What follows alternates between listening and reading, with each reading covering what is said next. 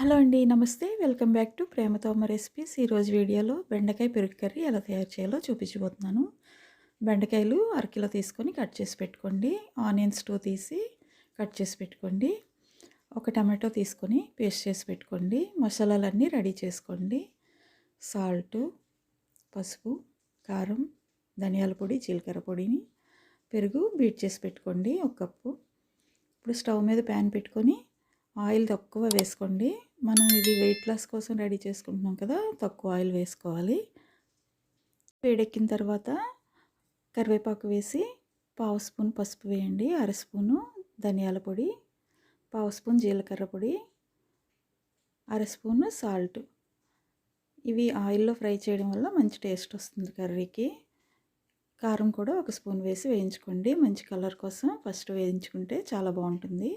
సన్నగా తరిగిన ఆనియన్స్ వేసేసుకోండి ఇదే ఆయిల్లో. ఇవి గోల్డెన్ బ్రౌన్ వచ్చే వరకు వేయించుకోవాలి. మనం ఇలా అన్నీ ముందే ఉంచుకొని పెట్టుకుంటే కర్రీ చాలా ఈజీగా చేసేసుకోవచ్చు. ఆనియన్స్ బాగా ఫ్రై అయిన తర్వాత టమాటో పేస్ట్ రెడీగా పెట్టుకున్నాం కదా మనం, అది వేసి వేయించుకోండి. ఈ టమాటో పేస్ట్ కూడా వేగిన తర్వాత మీడియం ఫ్లేమ్లో పెట్టి వేయించుకోండి. చూసారా, చక్కగా వేగిపోయింది. ఇది వేగిన తర్వాత బెండకాయలు వేసుకోవాలి. కట్ చేసి పెట్టుకున్నాం కదా, ఇవి వేసి మొత్తం ఈ మసాలా అంతా బెండకాయలకు పట్టేలాగా కలుపుతూ వేయించండి.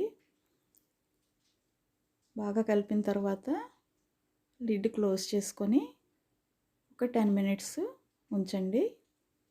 ఈ 10 మినిట్స్లో బెండకాయలన్నీ బాగా మగ్గిపోతాయి. చూసారా, చాలా వరకు మగ్గిపోయాయి.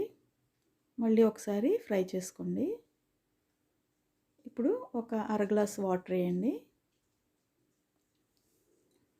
వాటర్ వేసిన తర్వాత మళ్ళీ లిడ్ క్లోజ్ చేసుకొని బెండకాయలు బాగా మెత్తబడే వరకు ఉడికించుకోవాలి.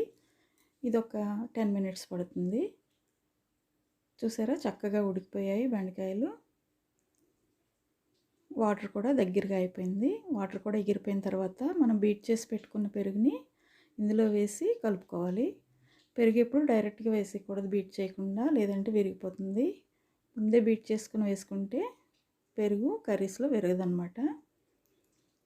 పెరుగు వేసిన తర్వాత స్టవ్ సిమ్లో పెట్టి కలుపుతూ ఉండండి, లేదంటే పెరుగు విరిగిపోతుంది. అలా బాగా కలుపుతూ ఉంటే పెరుగు విరగకుండా కర్రీ చక్కగా రెడీ అవుతుంది.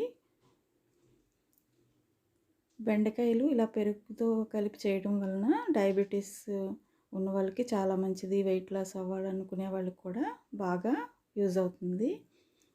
ఈ రెసిపీ మీకు నచ్చితే కనుక మీ ఫ్రెండ్స్కి, రిలేటివ్స్కి తప్పకుండా షేర్ చేయండి. నా ఛానల్ని తప్పకుండా సబ్స్క్రైబ్ చేసుకోండి. Thank you.